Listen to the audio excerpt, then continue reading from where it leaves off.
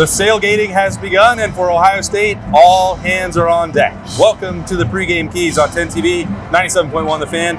That's Jeremy Birmingham. I am Austin Ward. It's the Austin Birm Show live in Seattle, Washington. First Big Ten game for Ohio State, first road trip of the season for the Buckeyes, and the clean bill of health, pretty important for that. Most important.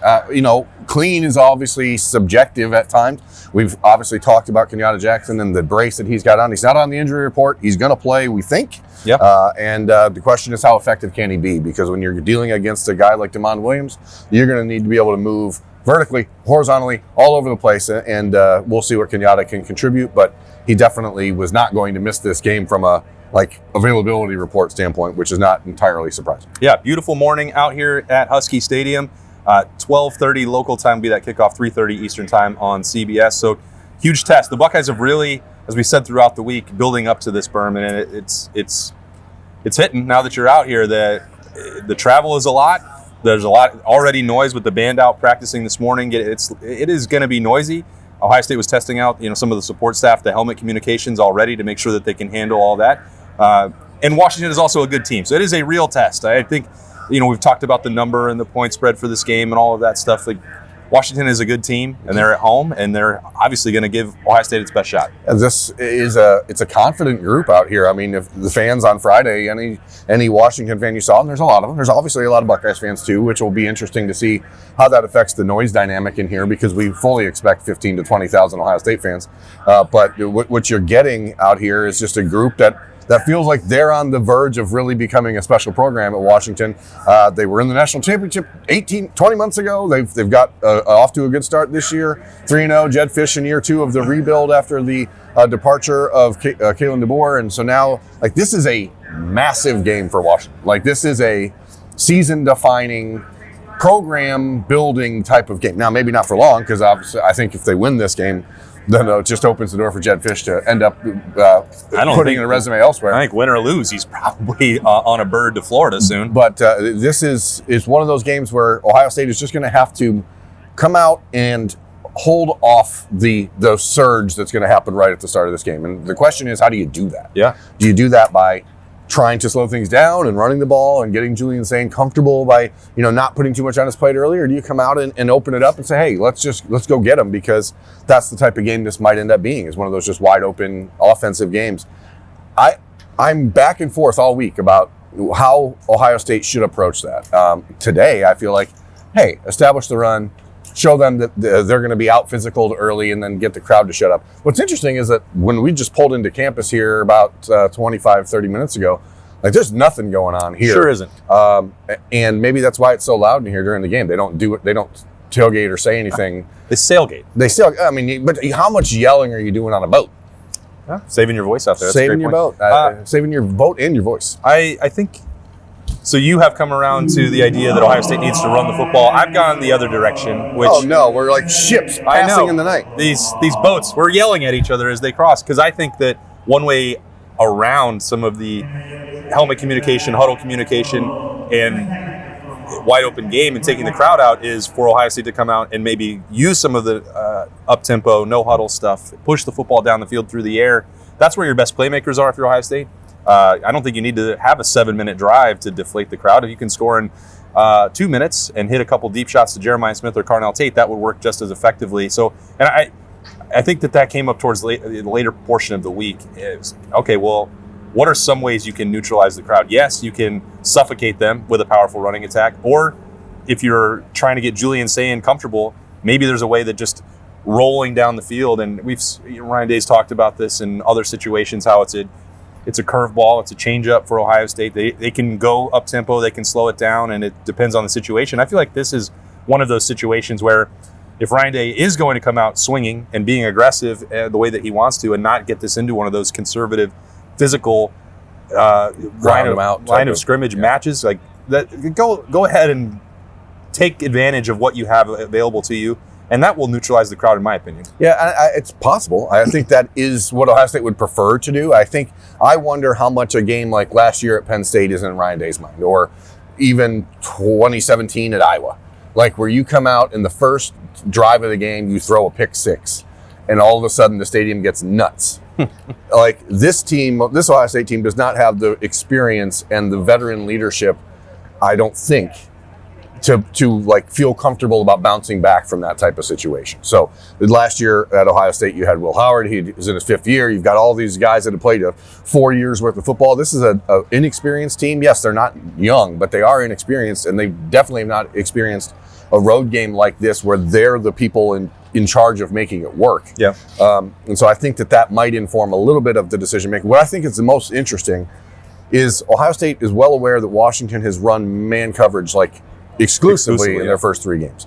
But yet I think they have to believe that there's no way they're going to do that today. It would be a wild choice. So if they do that today, I think that could change the way you view things early. But if they come out in a shell and have your 2 deep safeties and you're going to try to force Julian Sayin to beat you underneath, then I think you run the ball. So I think the Buckeyes need to be flexible and willing to adapt because ultimately this is not going to be a game that's going to be won by the Ohio State offense. Like it's going to need 3 or 4 or 5 stops from the defense to win this game. Washington has scored on 21 straight possessions. They've not punted this season. They have punted, yeah. They have? Yeah, in the first half against Ohio State. Well, they need to get off the field. That's the point. The Buckeye defense needs to get off the field. So eliminating 3rd and shorts, I think, for me is like one of the biggest keys because with Damon Williams, he wants to be a quarterback. Yeah, he's a jitterbug. He's very, very elusive. But if you get into 3rd and 1, 3rd and 2, 3rd and 3, that opens up a whole different world for Washington. So it's about making sure that Ohio State tackles Jonah Coleman very well. And that's where the Kenyatta Jackson health thing becomes a storyline that I think is worth paying attention to because even though I'm not saying I've been critical of Kenyatta, but I've wondered like where, has he made the impact that we expected this season? If he isn't the guy out there, the players beneath him on the depth chart are certainly not better than him. So it'll be interesting to see who's out there and how they can bring Jonah Coleman to the ground so that you're not setting up those 3rd and shorts. Yeah, I think that there's a real possibility that this becomes a heavier workload for CJ Hicks. If you're talking about mixing and matching the personnel and what Damon Williams can do and how he can run away from a lot of people out there, the player that would be, I think, most likely to chase him down would be CJ Hicks. Now, again, it goes back to the other conversation we've had. Are you going to be able to hold up against Jonah Coleman at that point of attack and set the edge? I think that is the uncertainty with him. If you're just asking CJ Hicks to go run with Damon Williams, I think we all know that he could do that and be pretty good at it.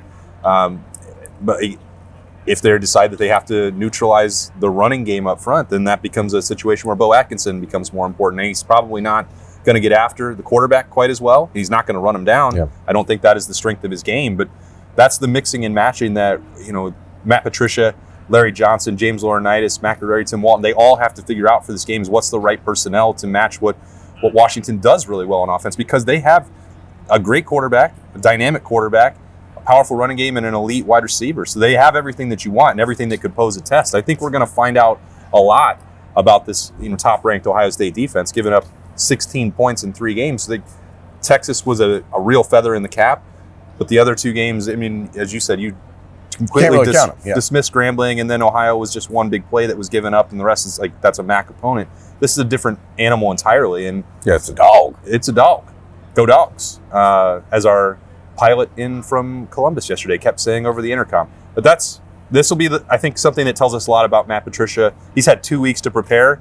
I really like his chances. Yeah, I mean, Matt Patricia has not given any reason to doubt that he won't have this team defensively prepared to whatever Washington does. But for Washington, their goal has to be balanced today. They're not going to try to run the football 55 times this afternoon. Like they know they're going to have to beat Ohio State in the passing game, and I'm confident that they watched last year's film against Oregon and saw deep shots, and this is not the same team. Washington's not as good as that Oregon team last year.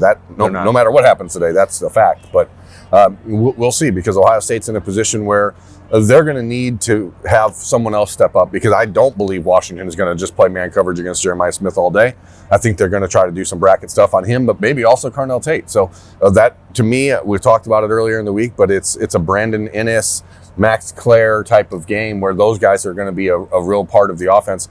And we don't make bold predictions on the pregame keys, but you can do whatever you want. I'm not going to be surprised if the first play of the game for Ohio State is a pass to Brandon Ennis in trying to set up like a screen or a jet sweep or something, just to get the eyes a little bit mixed up for Washington. So Brandon Ennis, Max Clare, both going to be pivotal today. Ohio State's going to need to find a way to get Jeremiah Smith the football. Takario Davis, the big 6'4" corner for Washington, fully expect that he will play. How healthy is he? I don't know. But if he's playing and he's not 100%, that's all the more reason for the Dogs to give him some help from a safety. But if you are doubling up Jeremiah Smith, Julian Sayin needs to be able to be unaffected in the pocket so that he can find the other guys. Yeah, starting debut on the road for Julian Sayin coming up shortly. First Big Ten game for him as well. So a big test. We're going to find out about this Ohio State defense. We're going to find out about Julian Sayin, and we're going to find out if Ohio State can start the Big Ten slate the same way that it We're did. going to find out if anybody shows up here, because this is the quietest pregame. This feels like Northwestern. I don't think they're going to break the decibel record like this. This feels like Northwestern pregame. Like, where is everyone? Get off the boats and come on in, folks. Crazy. Let's. I know where the Scarlet and Gray is because we've seen a ton of that wandering around. Oh, is the Scarlet and Gray, as in like the giant. The concept of Scarlet and Gray. Yeah, where Ohio State is. Yeah, They're interchangeable. Yeah. I'll teach you some of that later on. I don't know grammar. Yeah, we'll get to that later on. We'll also get to kickoff, 3:30 Eastern Time, 12:30 Pacific Time, out here at Husky Stadium. Can't wait for it. Hope you enjoy the game. It's Ohio State and Washington. For Jeremy Birmingham, I am Austin Ward. We'll talk to you afterwards.